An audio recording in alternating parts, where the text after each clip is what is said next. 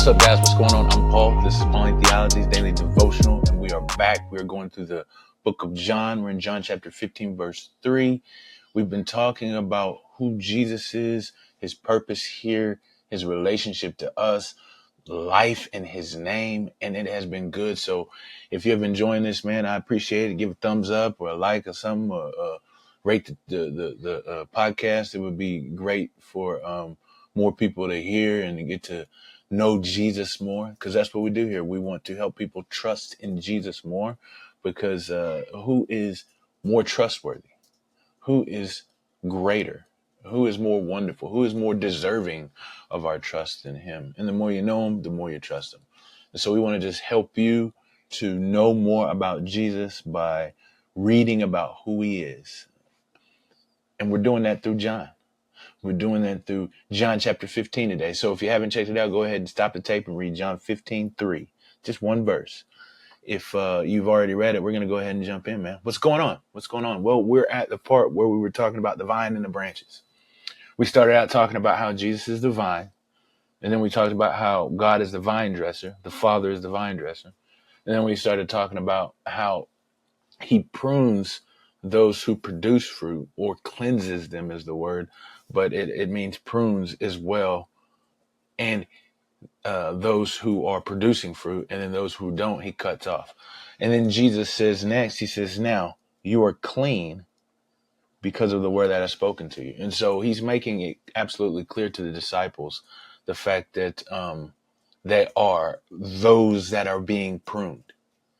He's making sure that they understand that they are connected to him, that he is in them. And the way that they are connected to them is because of the words that he's spoken to them. And he has been teaching and growing and discipling and helping them by the words that he does. He is the true word, the one who came down. The Logos is what John calls it in the beginning. And that is who he is.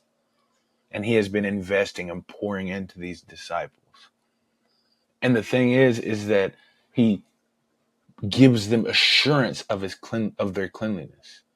He lets them know that they are clean, which he spoke to them earlier about before when he was washing the disciples' feet. He says, if you've already had a bath, you don't need anything but to wash your feet. And so again, he is reiterating and stating that they are clean for the word that he has spoken to them. And so what's this passage kind of saying about God? I think that what it's saying is that God sanctifies us through his word. Now, later on, we're going to see that actually being spoken by Jesus to sanctify them with your word. Your word is truth. And it is what Jesus says. Now, it is what he does, because it is his actions that point to who the Father is and who he is in relation to the Father. And then ultimately his death on the cross. That is what brings about salvation in our life. But it is through his word. And it is by his spirit. This is powerful, man, that God makes us holy through his word. And so what does that mean? Well, we're going to get to application. I wanted to jump in application already, but I'll hold back. What is this saying? What does this say about man? I think what this says about man is that God desires for us to have comfort in knowing our security and assurance in his salvation. You see, again, completely, totally, over and over again, he begins to tell them that they are a part of his family, that they are connected to him, and that they are cleansed, or they don't need a whole bathing because they are already clean. And so it's a testimony to sometimes whenever we feel like, I wish God would just let us know if we're on his team, to say, but he does desire for us to know this.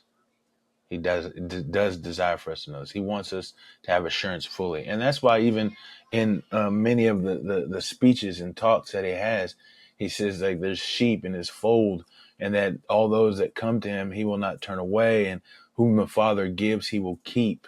And that all of these things that should bring assurance to us, because what's happening is that we are being called, and when we are called to him, we remain in him. There's no separating us. There's nothing. How do we apply these truths to our lives? Well, right now, if you're wondering if you're connected to the vine, if you are part of the family and the kingdom of God, read through the scriptures. See what Jesus has been saying. Are you doing those things? Are you believing? Do you trust in the sacrificial, sanctifying work of the cross? And then are you living out a life that demonstrates and represents that? And then second, I think what we can apply is that we have assurance. We have assurance. So we appreciate it because we know the sacrifice that he has made.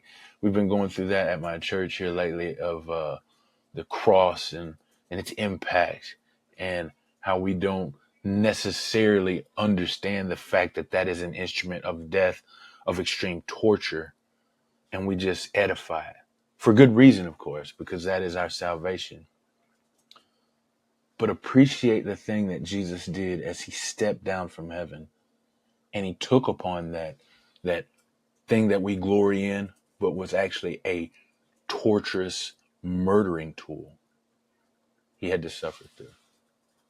And then after appreciating this cleansing, then recognize that he wants us to be assured of that salvation because of it. Assured of that salvation because of it. Hey, I appreciate you guys for listening, and I will see you in the next episode.